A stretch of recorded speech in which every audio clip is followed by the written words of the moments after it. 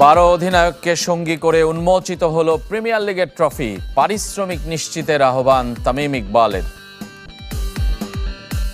Really hope যে commitments গুলা ক্লাবগুলা করেছে, এই ক্লাবগুলোর প্রত্যেকটা টাকা যেরকম প্রত্যেকটা প্লেয়ার পাক, that is the top priority for me. শেষ দল হিসেবে চ্যাম্পিয়ন্স ট্রফির সেমিফাইনালে দক্ষিণ আফ্রিকা। কাল ভারত নিউজিল্যান্ড গ্রুপ শ্রেষ্ঠত্ব নির্ধারণের লড়াই। ফুটবল দলের অনুশীলন শুরু, পূর্ণতা পেল কোচিং স্টাফ। ভারতের বিপক্ষে পূর্ণ পয়েন্ট চায় বাংলাদেশ। শুরু হলো ঢাকা প্রিমিয়ার লিগের আনুষ্ঠানিকতা। মিরপুরে 12 দলের অধিনায়ক অংশ নেন ট্রফি উন্মোচন ও ফটো সেশনে। তবে অনুষ্ঠানের মধ্যে উঠে আসে পারিশ্রমিক ইস্যু। ক্লাবের প্রতিশ্রুত অর্থ পাবেন কিনা তা নিয়ে চিন্তিত অধিনায়করা। মোহামেডান অধিনায়ক তামিম ইকবাল বলেছেন, সবাই ঠিক মতো পারিশ্রমিক পাচ্ছে কিনা এটাই তার কাছে সবচেয়ে গুরুত্বপূর্ণ। ঢাকা প্রিমিয়ার লিগের ট্রফি উন্মোচন ও অধিনায়কদের ফটো সেশন। 12 ক্যাপ্টেনের মাঝে আলাদা করে নজর কাড়লেন তামিম ইকবাল। নেতৃত্ব দেবেন তারকাবহুল মোহামেডানের। ঢাকা লিগের ট্রফি সামনে রেখে ক্যামেরার সামনে হাসি খুশি অধিনায়করা। তবে ভেতরে ভেতরে অস্বস্তি। কম পারিশ্রমিক নিয়ে খেলতে হচ্ছে অধিকাংশ ক্রিকেটারকে। ক্লাবের প্রতিশ্রুত অর্থ ঠিকমতো পাবেন কিনা তা নিয়েও শঙ্কা। সবার হয়ে টুর্নামেন্ট শুরুর আগে চিন্তার কথা তুলে ধরলেন তামিম ইকবাল। বিপিএল বলেন, প্রিমিয়ার লিগ বলেন, প্লেয়াররা has suffered financially a lot. So I really hope যে কমিটমেন্টস গুলা ক্লাবগুলা করেছে, এই ক্লাবগুলোর প্রত্যেকটা টাকা যেরকম প্রত্যেকটা প্লেয়ার পাক, that is the top priority for me. তামিমের পর অন্যরাও মুখ খোলেন। প্রিমিয়ার লিগকে পেশাদার ক্রিকেটারদের সবচেয়ে বড় মঞ্চ হিসেবে উল্লেখ করে অধিনায়কদের চাওয়া ক্লাবগুলো যাতে সময় মতো তাদের টাকা পরিশোধ করে। আম্পায়ারিং ইস্যুতেও তারা সোচ্চার। নিজ নিজ দলের প্রত্যাশার কথা শোনালেন অধিনায়করা। একটা অ্যামাউন্ট থেকে অনেক স্যাক্রিফাইস করা হয়েছে, ওই অ্যামাউন্টটা যেন সবাই মেক শিওর করে এবং সেই অ্যামাউন্টটা যেন প্লেয়াররা পায়। এটা খুব চ্যালেঞ্জিং একটা টুর্নামেন্ট। আমাদের বিপিএলটা হবে এবার, পেমেন্ট ইস্যু নিয়ে অনেক ইস্যু নিয়ে সমস্যা হতে হবে, বাট আমরা চেষ্টা করবো সব কিছু সুন্দর করার জন্য। ভালো দল হয়েছে সবগুলো, এবং আপনারা আমাদের জন্য দোয়া করবেন যেন আমরা ভালো পারফর্ম করতে পারি। চেষ্টা করব টিমের জন্য কন্ট্রিবিউট করার, বেস্ট পারফরমেন্স বের করে নিয়ে আসার। একটা নতুন টিম আমরা গড়েছি, তো আশা করি মাঠে ভালো কিছু করতে পারবো। এবার সবগুলো খেলা সরাসরি সম্প্রচার হবে। প্রতিদিন একটি করে ম্যাচ দেখা যাবে টেলিভিশনে। থাকবে থার্ড আম্পায়ার। আসরের title sponsor Bashundhara, powered by toilet cleaner Tylox. আশা করি এবারের লিগটা অন্য লিগের থেকে ডিফারেন্ট হবে এবং জমজমার একটা লিগ আমরা দেখতে পারবো। টাইলক্স প্রথমবারের মতো ঢাকা প্রিমিয়ার লিগে এসেছি আমরা। আর ক্রিকেটের সাথে আসলে সম্পৃক্ততা অনেক দিনের। আমি বিগ ফ্যান অফ ক্রিকেট। এখানে একজন প্লেয়ার আমার খুব পছন্দের, তামিম ইকবাল খান। বেশ কদিন ধরেই অনুশীলন করে আসছে ক্লাবগুলো। রোববার শেষ প্রস্তুতি নিয়ে পরদিন শুরু হবে মাঠের লড়াই। এদিকে দীর্ঘদিন পর ফিরছে তৃতীয় বিভাগ ক্রিকেট লিগের বাছাই পর্ব। এতদিন নানা নিয়মের বেড়াজালে মাত্র 1-2টি ক্লাব অংশ নিত এই বাছাই। তারাই উঠত তৃতীয় বিভাগে। বিগ বাজেটের রেজিস্ট্রেশন ফি থেকে নতুন ক্লাবগুলোকে মুক্ত করে দিয়েছে বিসিবি। এবার 60 দল অংশ নিচ্ছে বাছাই ক্রিকেটে। 12 গ্রুপে ভাগ হয়ে খেলবে দলগুলো। শনিবার মিরপুর স্টেডিয়ামে গ্রুপের ড্র অনুষ্ঠিত হয়েছে। সিসিডিএম চেয়ারম্যান সালাউদ্দিন উপস্থিত ছিলেন। 8 মার্চ উদ্বোধনী অনুষ্ঠান। ম্যাচ শেষের আগেই সেমিফাইনাল নিশ্চিত করেছে দক্ষিণ আফ্রিকা। ইংল্যান্ডের বিপক্ষে জিতলে গ্রুপ চ্যাম্পিয়ন হবে। 180 রানের টার্গেটে ব্যাট করতে নেমে প্রোটিয়াদের সবশেষ সংগ্রহ 2 উইকেটে 81 রান। ইংলিশ অধিনায়ক হিসেবে শেষ ম্যাচে টস করতে নেমেছিলেন জশ বাটলার। টস জিতে ব্যাট করতে নেমে মার্কো ইয়ানসেনের পেস তোপে বিপর্যস্ত ইংলিশরা।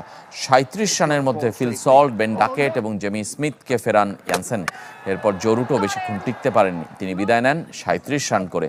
শেষ 76 রান তুলতে 6 উইকেট হারায় ইংল্যান্ড। 38 ওভার 2 বলে 179 রানে থামে ইংলিশরা। ইয়ানসেনের সমান 3 উইকেট নিয়েছেন মুল্ডার। জবাবে ব্যাট করতে নেমে 0 রানে ফিরে যান ক্রিস্তান স্টাপস। আর প্রোটিয়াদের ভালো শুরু এনে দিতে পারেননি রিকেলটনও।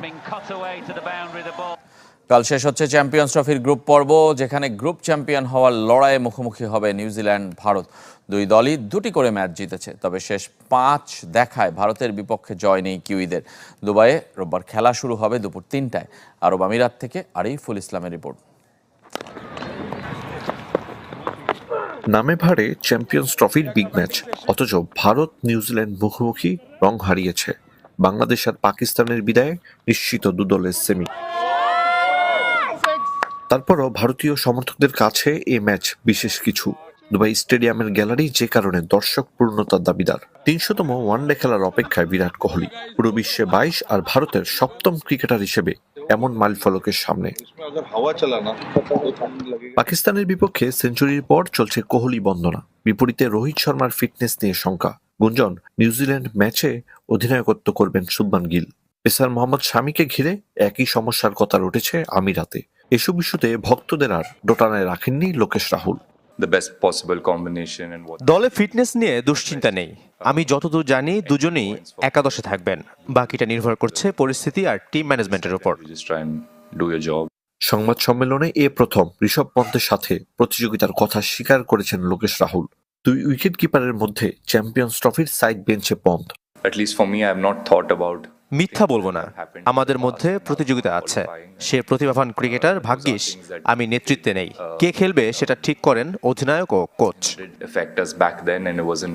একই ভেন্যুতে একদিন বিরতি দিয়ে প্রথম সেমি খেলবে টিম ইন্ডিয়া, তাই অনুশীলনের ধকল নেয়নি ম্যাচের আগে। কন্ডিশন বুঝতে প্রস্তুতির ধারাবাহিকতা ধরে রেখেছে নিউজিল্যান্ড। চ্যাম্পিয়ন্স ট্রফির ইতিহাসে দু দলের দ্বিতীয় দেখা এটি। 2 যুগ আগে ভারতকে হারিয়ে দ্বিতীয় আসরে শিরোপা জিতেছিল ব্ল্যাক ক্যাপস। এবার গ্রুপ সেরার লড়াই। ফুটবলের খবর জানাবো। শুরু হলো বাংলাদেশ দলের মাঠের অনুশীলন। 28 জনকে নিয়েই প্রথম সেশন সেরেছেন head coach Javier Cabrera. Coaching স্টাফে ফিরেছেন সহকারী কোচ ডেভিড। স্পেন থেকে এসেছেন নতুন ট্রেনার পেও। জামালের কাছে ভারসাম্যপূর্ণ দল এটি। ফুটবলারদের প্রত্যাশা 3 পয়েন্ট। পুরনো ভেন্যুতে নতুন শুরু। চেন্নাই কিংস অ্যারেনায় ভারতের বিপক্ষে ম্যাচের জন্য অনুশীলন শুরু বাংলাদেশের। এশিয়ান কাপ বাছাই তৃতীয় রাউন্ডের প্রথম ম্যাচ। হাভিয়ের কাবরেরার নতুন মেয়াদে প্রথম ক্যাম্প, নতুন স্পন্সরের ট্রেনিং কিট আর প্রথমবার হামজা চৌধুরীর ক্ষণ গণনা। জামাল ভুঁইয়ার মতো অভিজ্ঞ, আলামিনের মতো নবীনে গড়া দল। 30 সদস্যের মধ্যে 28 জনকে নিয়ে শনিবার শুরু হয়েছে অনুশীলন।